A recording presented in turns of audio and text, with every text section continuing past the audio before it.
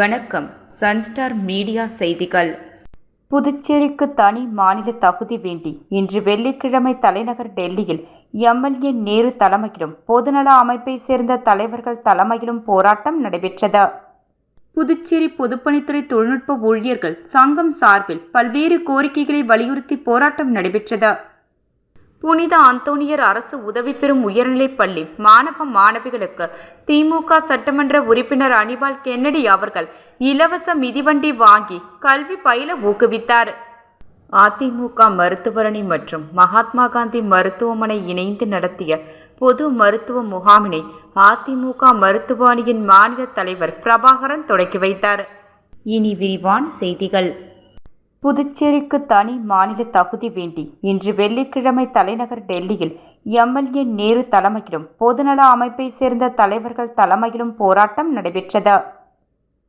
மாநில தகுதி வேண்டி தலைநகர் டெல்லிக்கு போராட்டத்திற்காக ரயில் பயணமாக புதன்கிழமை புதுச்சேரி காரைக்கால் பகுதியை சேர்ந்த சுமார் 170 நபர்கள் சென்றனர். மேலும் விமானம் மூலம் 30க்கும் மேற்பட்டோர் புதுடெல்லி வந்து அடைந்தனர். இதனைத் தொடர்ந்து இன்று காலை 10 மணியளவில் போராட்டம் தலைநகர் டெல்லி ஜந்தர் மந்தர் பகுதியில் துவங்கியது. போராட்டம் புதுச்சேரி மனிதநேய மக்கள் சேவை இயக்க நிறுவன தலைவர் நேரு தலைமையிலும் பொதுநல அமைப்பை சேர்ந்த தலைவர்கள் தலைமையிலும் போராட்டம் நடைபெற்றது. போராட்டத்திற்கு புதுச்சேரி முன்னாள் பாராளுமன்ற உறுப்பினர் ராமதாஸ் அவர்கள் கலந்து கொண்டார். மேலும் பகல்கம் தீவிரவாத தாக்குதலில் உயிரிழந்தவர்களுக்கும் குஜராத் விமான விபத்தில் உயிரிழந்தவர்களுக்கும் மற்றும் புதுச்சேரிக்கு தனி மாநில தகுதி வேண்டி போராடி உயிர் நீத்த தோழர்களுக்கும் 1 நிமிடம் மௌன அஞ்சலி செலுத்தப்பட்டது. புதுச்சேரிக்கு தனி மாநில அந்தஸ்து வேண்டுமென்று முழக்கங்கள் எழுப்பப்பட்டது. மேலும் தமிழ், ஆங்கிலம், இந்தி ஆகிய மொழிகளில் பதாகைகள் ஏந்தி புதுச்சேரிக்கு தனி மாநில அந்தஸ்து வழங்கி புதுச்சேரி ஆட்சியாளர்களுக்கு அதிகாரம் வழங்க வேண்டும் என கோரிக்கை வைக்கப்பட்டது. புதுச்சேரி பொதுப்பணித்துறை தொழில்நுட்ப ஊழியர்கள் சங்கம் சார்பில் பல்வேறு கோரிக்கைகளை வலியுறுத்தி போராட்டம் நடைபெற்றது. புதுச்சேரி பொதுப்பணித்துறை தொழில்நுட்ப ஊழியர் சங்கம் சார்பில் சோனாம்பாளையத்தில் உள்ள பொது சுகாதார கோட்ட செயற்பொறியாளர் அலுவலகம் முன்பு பல்வேறு கோரிக்கைகளை வலியுறுத்தி போராட்டம் நடைபெற்றது. போர்மேன் பதவிக்கு குறைக்கப்பட்ட ஊதியத்தை மீண்டும் உயர்த்தி லெவல் 6 வாங்க வேண்டும். குறைந்த பணிகாலமுள்ள பணி ஆய்வாளர்களுக்கு ஓவர்சீயர் பதவி உயர்வு பெறும் வகையில் எம்டிஎஸ் பணிகாலத்தையும் கணக்கில் கொண்டு ஒரு முறை தளர்வழித்து ஓவர்சீஸ் பதவி உயர்வு வழங்க வேண்டும். காலியாக உள்ள அனைத்து பதவிகளையும் பதவி உயர்வு மற்றும் நேரடி நியமனம் மூலம் நிரப்ப வேண்டும் உள்ளிட்ட கோரிக்கைகளை வலியுறுத்தி போராட்டத்தில் ஈடுபட்டனர். புதுச்சேரியில் புதிய உதயம் ஜெய்ஸ்மார்ட் சூப்பர் மார்க்கெட் காமராஜர் சாலை ராயல் பார்க் ஓட்டல் எதிரில் திறக்கப்பட்டது. புதுச்சேரியில் புதிய உதயம் ஜெய்ஸ்மார்ட் சூப்பர் மார்க்கெட் காமராஜர் சாலை ராயல் பார்க் ஓட்டல் எதிரில் திறக்கப்பட்டது. இதில் சிறப்பு விருந்தினராக முதலமைச்சர் ரங்கசாமி குத்து விளக்கேற்றி ரிப்பன் கட் செய்து முதல் விற்பனையை தொடக்கி வைத்தார். அதனைத் தொடர்ந்து Om Sakthi Ramesh, Richard MLA, KSP Ramesh MLA கலந்து கொண்டு விழாவினை சிறப்பித்தனர். வருகை தந்த அனைவருக்கும் சதீஷ்குமார் மற்றும் ஜெயபதி ஆகாஷ் ஐயப்பன் சால்வை அணிவித்து பூங்கொத்து கொடுத்து மரியாதை செலுத்தினார்கள். மற்றும் விழாவில் உறவினர்கள், நண்பர்கள் என திரளானோர் கலந்து கொண்டனர். புதுச்சேரி வன்னியர் சமுதாய முன்னேற்ற மத்திய கூட்டமைப்பு 10வது செயல் கூட்டம் புதுவை தமிழ்ச்சங்கத்தில் இன்று நடைபெற்றது. புதுச்சேரி வன்னியர் சமுதாய முன்னேற்ற மத்திய கூட்டமைப்பின் 10வது செயல் கூட்டம் புதுவை தமிழ்ச்சங்கத்தில் இன்று நடைபெற்றது. இவ்விழாவில் சிறப்பு விருந்தினராக சேலம் டி பாலு, மாநில தலைவர் மற்றும் கொள்கை பரப்பு செயலாளர் தனபால் மற்றும் மாவட்ட தலைவர் SR ராமு கலந்து கொண்டு கூட்டத்தில் முக்கிய தீர்மானங்கள் எடுக்கப்பட்டது. இவ்விழாவில் 100க்கும் மேற்பட்ட புதுச்சேரி வன்னியர் சமுதாய பொதுமக்கள் கூட்டமைப்பிற்கு வருகை தந்து சிறப்பித்தனர். நில வழிகாட்டி மதிப்பு உயர்வை திரும்ப பெறாவிட்டால் கல்வீடு கட்ட மானியம் வழங்கும் திட்டம் முடங்கிவிடும் எதிர்க்கட்சித் தலைவர் ராசிவா எச்சரிக்கை. புதுச்சேரி மாநில திமுக அமைப்பாளரும் சட்டமன்ற எதிர்க்கட்சித் தலைவருமான ராசிவா அவர்கள் வெளியிட்டுள்ள அறிக்கையில் கூறியிருப்பதாவது: அரசிடம் உள்ள வருவாய் ஏற்ப திட்டங்களை அறிவித்து செயல்படுத்துவதே சிறந்த அரசாகும். யாரோ நிதி கொடுப்பார், மானியம் கொடுப்பார் என எதிர்பார்த்து திட்டங்களை அறிவித்துவிட்டு பின்னர் கொடுக்காததால் வருவாயை திரட்டுவது என்பது சிறந்த அரசாக இருக்காது. அதுபோல் நம்மை சுற்றியுள்ள புரோக்கர்கள் சம்பாதித்தால் போதும் என்ற நோக்கில் வருவாயை உயர்த்த திட்டமிடுவதும் சரியாக இருக்காது. அரசின் கடைக்கோடியில் உள்ள ஏழை எளிய சாதாரண குடிமகன் பாதிக்காத வகையில் வருவாய்க்கான திட்டங்கள் தீட்டுவதே சிறந்த அரசாகவும் இருக்கும். ஆனால் இவை இரண்டையும் தற்போதைய புதுச்சேரியில் ஆளும் என்ஆர் காங்கிரஸ் பாஜக கூட்டணி அரசு செய்ய தவறிவிட்டது. யாரோ நிதி கொடுப்பார் என்ற திட்டங்களை அறிவித்துவிட்டு தற்போது கிடைக்காததால் விரக்தியில் உள்ளனர். நாம் ஏமாற்றப்பட்டுவிட்டோம் என்பதை உணர்ந்து சட்டசபை கூட்டி எதிர்பார்த்த இடத்திலிருந்து நிதி கிடைக்கவில்லை. வருவாயை உயர்த்த ஆலோசனை கூறுங்கள் என்று மக்கள் பிரதிநிதிகளிடம் கருத்துக்களை கேட்கவில்லை. மாறாக தன்னை சுற்றி உள்ளவர்களிடம் ஆலோசனை கேட்டார். அவர்கள் அனைவரும் நில புரோக்கர்கள். நில வழிகாட்டி மதிப்பு உயர்த்தப்பட்டால் நமக்கு கமிஷன் வருவாய் அதிகம் கிடைக்கும் என்ற எண்ணத்தில் அது சிறந்த யோசனையாக கூறினார். அதில் ஏழை மக்கள் பாதிக்கப்பட மாட்டார்கள் என்றும் அறிவுரை கூறினார். இதை முதல்வர் ரங்கசாமியும் உண்மை என்று நம்பி நில வழிகாட்டி மதிப்பை பல மடங்கு உயர்த்திவிட்டார். தற்போது உயர்த்திய நில வழிகாட்டி மதிப்பு உயர்வு என்பது ஏழைகளை கருத்தில் கொள்ளவில்லை. வசதி படைத்தவர்கள் மட்டுமே, குறிப்பாக புரோக்கர்கள் மட்டுமே பயன்பெறுவர்.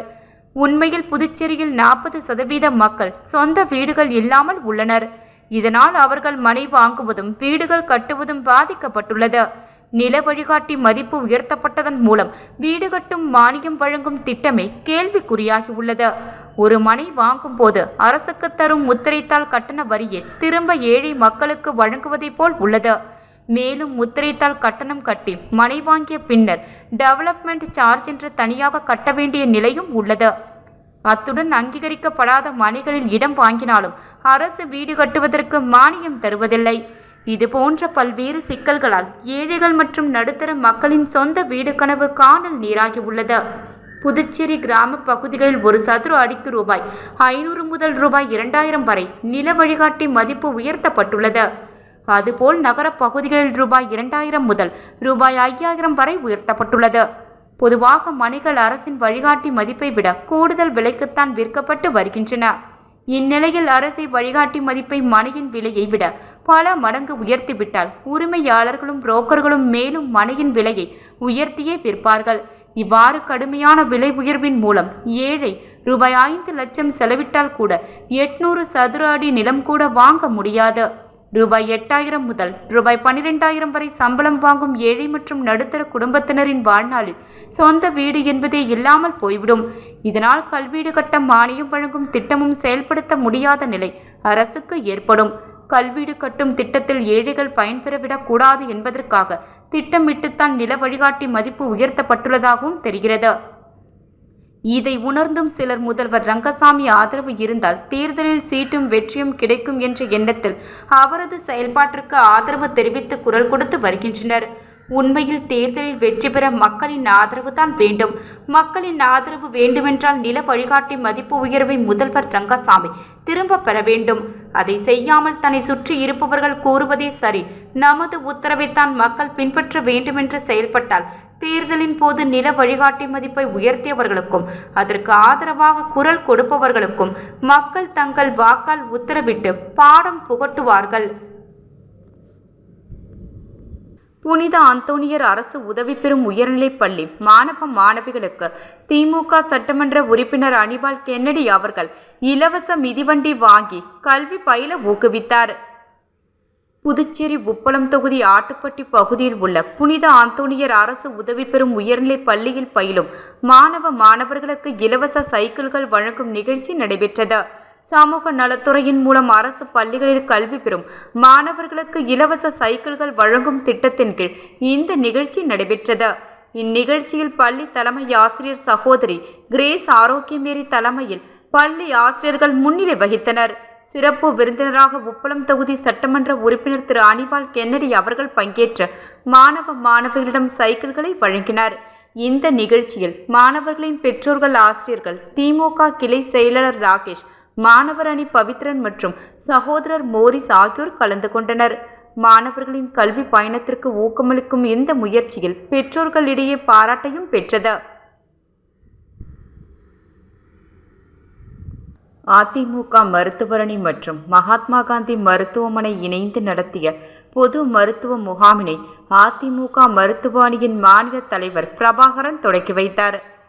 புதுச்சேரி அதிமுக மருத்துவர் அணி மற்றும் மகாத்மா காந்தி மருத்துவமனை, ஜோதி கண் மருத்துவமனை இணைந்து உப்பளம் தொகுதிக்கு உட்பட்ட வானரப்பேட்டை பகுதியில் இலவச மருத்துவ முகாம் நடைபெற்றது.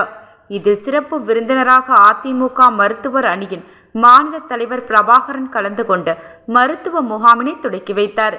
இந்த முகாமில் குழந்தை நல மருத்துவம், பொது மருத்துவம், தோல் மருத்துவம், பொது அறுவை சிகிச்சை, காது, மூக்கு, தொண்டை என பல்வேறு பிரிவுகளுக்கு இலவசமாக ஆலோசனை மற்றும் மருந்துகள் வழங்கப்பட்டன. இதில் மகாத்மா காந்தி மற்றும் ஜோதி கண் மருத்துவமனை மருத்துவ குழுவை சேர்ந்த மருத்துவர்கள் கலந்து கொண்டு நோயாளிகளுக்கு ஆலோசனைகளை வழங்கினர். இந்த முகாமில் 500க்கும் மேற்பட்ட பொதுமக்கள் கலந்து கொண்டு பயன்பெற்றனர். மீண்டும் தலைப்புச் செய்திகள். புதுச்சேரிக்கு தனி மாநில தகுதி வேண்டி இன்று வெள்ளிக்கிழமை தலைநகர் டெல்லியில் எம்எல்ஏ நேரு தலைமையிலும் பொதுநல அமைப்பை சேர்ந்த தலைவர்கள் தலைமையிலும் போராட்டம் நடைபெற்றது. புதுச்சேரி பொதுப்பணித்துறை தொழில்நுட்ப ஊழியர்கள் சங்கம் சார்பில் பல்வேறு கோரிக்கைகளை வலியுறுத்தி போராட்டம் நடைபெற்றது. புனித அந்தோனியர் அரசு உதவி பெறும் உயர்நிலைப் பள்ளி மாணவ மாணவிகளுக்கு திமுக சட்டமன்ற உறுப்பினர் அனிபால் கென்னடி அவர்கள் இலவச மிதிவண்டி வாங்கி கல்வி பயில ஊக்குவித்தார். அதிமுக மருத்துவர் அணி மற்றும் மகாத்மா காந்தி மருத்துவமனை இணைந்து நடத்திய பொது மருத்துவ முகாமினை அதிமுக மருத்துவ அணியின் மாநில தலைவர் பிரபாகரன் தொடக்கி வைத்தார். செய்திகள் நிறைவடைந்தன. நன்றி, வணக்கம்.